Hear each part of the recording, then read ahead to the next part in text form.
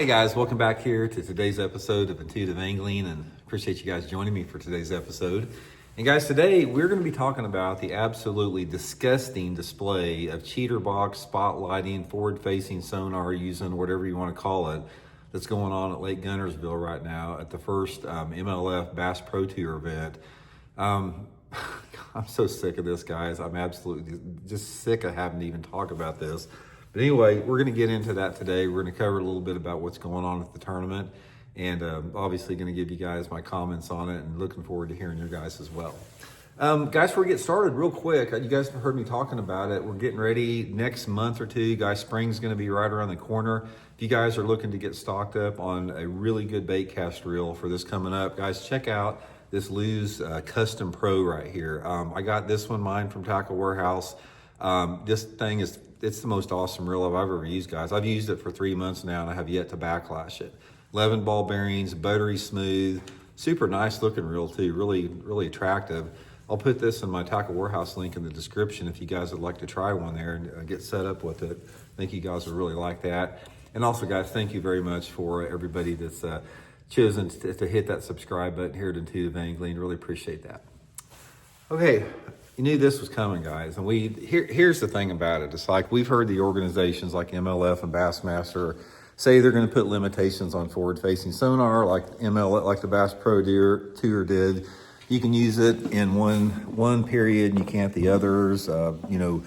Bassmaster's got a deal where half the tournaments or 5 tournaments are with it, and 5 tournaments are with it, and 4 are not.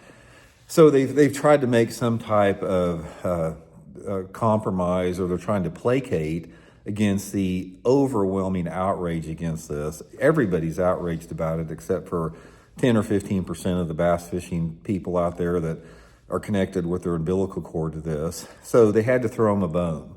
And like with what's going on at the Bass Pro Tour event at Guntersville, everybody was thinking, you can only use it in one period now, and we're going to get back to real bass fishing. Bullshit. Guys, it doesn't make any difference. Here's the thing about it. It's like, it doesn't make any difference if they can use it in 1 period or 3 periods. They're still going to catch all their fish. For example, like if you look at the scoreboard there, it's like it's a top-heavy deal where all of the freaking spotlighters are just annihilating them. One of the spotlighters caught 45 pounds or 45 or 50 pounds in the period he was using the spotlighting cheater box. And then the other 2 periods when he wasn't allowed to use it, he caught 1 fish. So don't ever tell me it's just another tool. All you guys out there that say, forward-facing sonar is just another tool like anything else, take a seat in the back of the room. You don't know what you're talking about. Forward-facing sonar is not just another tool. It is the most destructive tool the sport's ever seen. It's the most destructive piece of technology that is creating such not only an income disparity, but a financial elitism. It's destroying the mystery and the magic of the sport. It's destroying the purity of the sport. It's killing more bass than ever with bear trauma issues from pulling these fish out of deep water. We could go on and on and on about the destructive element that forward-facing sonar has. And the tournament organizations don't know what the hell they're doing to do with it. Now, they're between a rock and a hard place because they've got all the bass fishermen in the country just pissed off and outraged that they're allowing this to infiltrate our fishing world. But then at the same time, they don't want to alienate the electronic companies that they're, that they want what they can give them. So this is the problem that you have, is like when you have money that influences, and like I said, I'm not making any accusations. This is my own opinion. This is speculation on my part. But it's like anything else in life. It's like if you look back to any type of injustice or anything that doesn't seem right or anything that doesn't make sense, most of the time not most of the time, all the time you can trace it back to the money. And I've always said it over and over again, if the electronic companies were not allowed to put any money into tournament organizations, you would not have forward-facing sonar legal in the tournaments. It's like everybody holds their nose about this technology except for the people that are, like I said, that can't catch a fish without it. And we just have to, we've come to this place where people are consistently trying to normalize this. And there's nothing normal about this whatsoever. I was watching a podcast the day before yesterday. They had this one dude on there. He owned, I think he owns some type of a boat rigging place that installs forward-facing sonar. And I could only listen to a little bit of it because I was so disgusted at the normalization of his attitude about this technology. It's like he comes across as like this is just like using a green pumpkin worm instead of a watermelon worm. It's just another tool on your boat. It's not. When you have the complacency and whitewashing and normalization of a technology that is this destructive on our sport, that is when you get in trouble with it. And it's like right now, with everything that's going on, like with the Bass Pro Tour event down there, all it does is just sets us back a step further with everybody's, goal of eventually getting rid of this technology.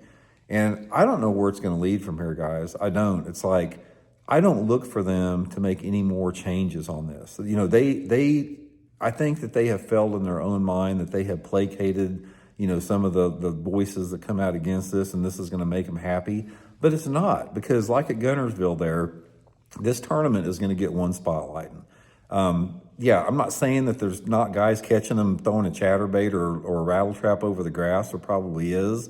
But when you look at these massive individual period bags that are being caught down there, those are being caught spotlighting. They're not being caught. You don't catch 50 pounds of bass one quarter and one bass the next quarter, by just fishing normally. I mean, we all know that. So it hasn't done anything. All these rule changes that, have been in place, it hasn't made any influence whatsoever. It's the same with Bassmaster when they start. They're going to allow it in 5 tournaments and not in 4 tournaments. But the guys that spotlight, they're going to be so dominant in those 5 tournaments that they're going to build up such a cushion that they'll be able to fall on their butt in the tournaments where they can't use it. So I don't know. The main point of this, guys, this isn't any surprise. This is nothing new, what I'm telling you here in this video. It was expected on my part. I knew this was coming. But don't ever get apathetic about it. If you're one of the people like myself and most of the anglers in the country that are sick of this and they're outraged of it, don't just let it die. Don't go by the wayside. Don't let it die quietly in the dark at night, because that's what they want to do. You have to keep the pressure up, and don't let them gaslight, and don't let them distract, and don't let them say, here we're trying to, have the best of both worlds because we're allowing it sometime and not the other time. If you allow it any time, it's still the same problem with it. So I don't know, guys. It is what it is right now. And it's just like so much of the other stuff that's going on right now across the world in our country. There's just a lot of stuff that's just really pissing everybody off right now. And hopefully we can get back to some type of normalcy over the next couple of years where critical thinking skills and, just higher intelligence takes over with it, because we are on a path of self-destruction in the sport right now. And the people that are in positions of power, they either don't see it or they don't want to see it, or they're in denial of the reality, or they're so focused on profit and money that they don't even care one way or the other. I don't know what it is, but anyway, I'm disgusted by it right off the bat. First tournament of the year, right off the bat, we get disgusted. So let me know what you guys think. Talk later.